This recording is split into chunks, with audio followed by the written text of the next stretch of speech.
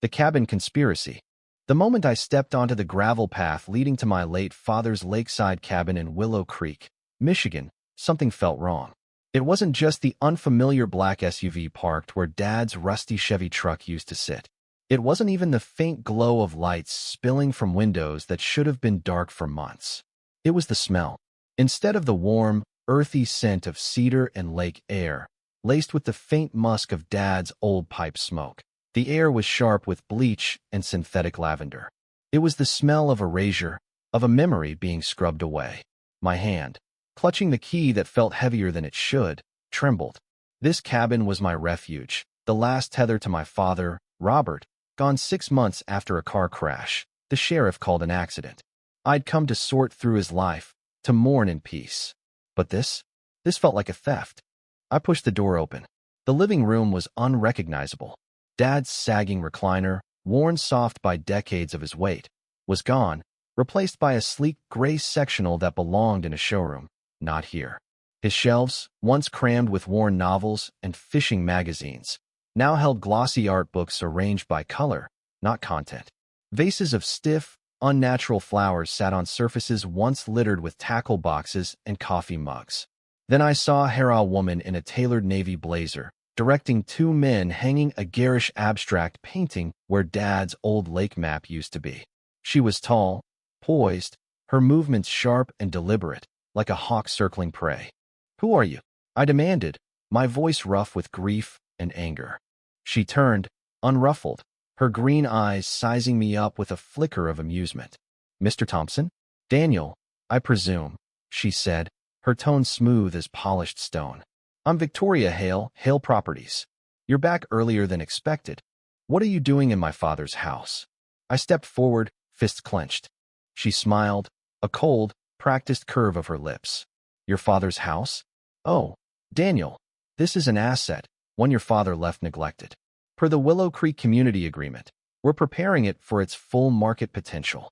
"There's no such agreement," I snapped. "Dad owned this land outright. Get out, or I'm calling the sheriff." Her smile didn't waver. She pulled out a phone, tapped it, and spoke in a trembling whisper, 911. "This is Victoria Hale at 24 Lakeview Lane. There's a man here, very agitated. I'm afraid he might be dangerous." Her eyes locked on mine, daring me to move. She painted me as the intruder in my own home, her voice a masterclass in deception. "His name's Daniel Thompson. I believe he's grieving his father's passing unstable, perhaps." 10 minutes later, Deputy Carl Jenkins arrived. I'd known Carl since I was a kid fishing with Dad, but the man who walked in wasn't a friend. His eyes were hard, his hand resting near his holster. "Dan, what's going on? Ms. Hale says you're trespassing." "Trespassing?" I choked out. "Carl, this is my house. Dad left it to me. She's the one who doesn't belong here." Victoria produced a leather folder, brimming with official-looking documents. "Deputy, the community bylaws are clear. Properties vacant for 6 months fall under our management to maintain value. It's all here." "That's nonsense," I shouted. "There's no community association." "Calm down, Dan," Carl said, his tone clipped. He glanced at me, then at Victoria's pristine paperwork. I had nothing but a key and a heart full of rage. The deed, the will, they were locked in a bank vault 2 hours away. "This is a civil matter. You need to leave until you sort this out in court." "Leave my own home." The words burned my throat. "Just until it's settled," Carl said, avoiding my gaze. "Let's not make this harder." As he escorted me out, I glanced back. Victoria stood by the picture window, her face blank, watching me like a scientist observing a failed experiment. The door closed with a heavy thud, locking me out of my own life. Exiled from my own home, I checked into the Pineview Motel, a rundown place on the edge of town. The room reeked of stale smoke, a stark contrast to the cabin's cedar warmth. I lay on the sagging bed, replaying Victoria's calculated lies, Carl's betrayal. This wasn't just a property grab, it was a hunt, and I was the prey. Sleep eluded me. By morning, I found my car's front tire slashed, a deliberate gash in the sidewall. It wasn't an accident. It was a warning. I needed answers. I drove to the cabin of Agnes Kowalski, a reclusive widow Dad called the Lake's Guardian. She lived a quarter-mile down the shore, her home a fortress of drawn curtains and neat flower beds. After 3 knocks, Her wary eye appeared through a crack in the door. "Agnes, it's Daniel Thompson, Robert's son," I said softly. "I need your help." Her face paled at Victoria's name. "You shouldn't be here," she whispered, but she let me in. Over tea, her hands shaking, she revealed the truth. Dad wasn't just a retired teacher. In his youth, he'd been an investigative journalist, digging into corruption. He'd been watching Victoria's operation buying up lakefront properties with fake documents, laundering money through empty development promises. He had proof, Agnes said. A ledger, a USB drive, hidden in the cabin. He said it could bring her down. A week before his crash, he told me he was close. The crash. Not an accident. A murder. Victoria wasn't just stealing my home, she was covering her tracks. I left Agnes's cabin with a fire in my chest. This wasn't about reclaiming a house anymore. It was about finishing Dad's fight. I tried the sheriff's office one last time, calling from a gas station payphone, paranoid about my cell. The dispatcher brushed me off. "It's a civil matter, Mr. Thompson. Bring evidence, or get a court order." The system was a dead end, bought by Victoria's influence. I was alone. At the motel, a young guy named Ethan approached me in the lobby. "Heard about your trouble at the Thompson place," he said, his tech logo hoodie giving him a casual air. "Hail's a vulture. I'm a coder, got drones, jammers. I can help you get your house back." Desperate, I trusted him. For 2 days, we planned. His drone footage showed Victoria's team searching the cabin, likely for Dad's evidence.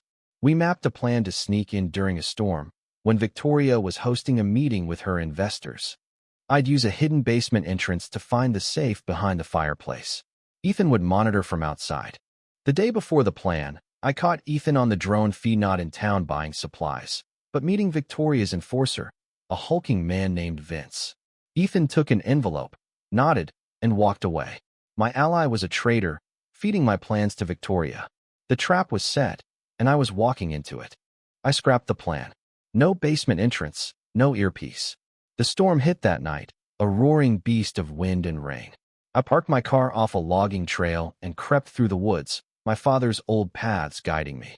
The cabin loomed, its floodlights aimed at the basement. They expected me there. Instead, I climbed the ancient oak beside the house, its branches slick but familiar from childhood games. I reached the second-floor balcony, jimmied the lock with Dad's pocket knife, and slipped inside. Voices drifted from downstairs. "No sign in the basement," Vince growled. "He'll come," Victoria replied, her voice sharp. "Sentiment makes men like him predictable." I crept to the living room, hiding in a closet as Vince tapped walls, searching for the safe. When they moved to the dining room, I darted to the fireplace. Dad's old game echoed in my mind. Fourth stone, third row. I pushed, and a hidden panel slid back, revealing a safe. My birthday unlocked it. Inside were a leather ledger and a USB drive. "Well done, Daniel," Victoria said, her voice like ice behind me. She stood in the doorway, Vince blocking the other exit. "Hand it over." My eyes flicked to an old bear trap by the fireplace, a relic Dad loved. As Vince lunged, I shoved an armchair into his path and kicked the trap across the floor. His boot hit the plate, and the jaws snapped shut with a sickening crunch. His scream drowned out the storm. Victoria froze, horrified.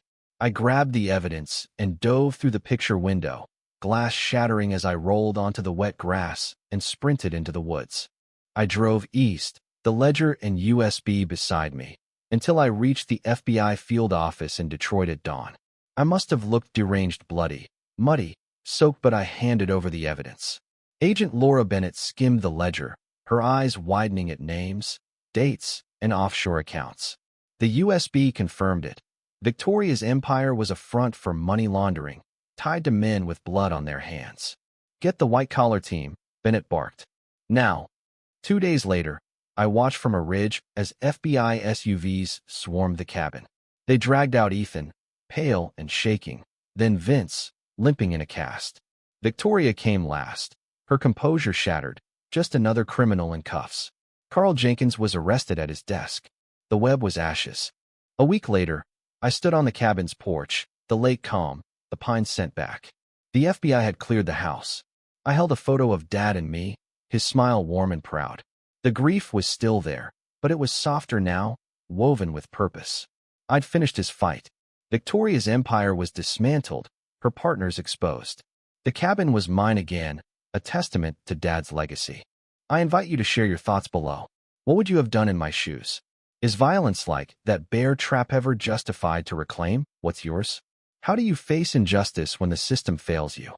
Let's discuss.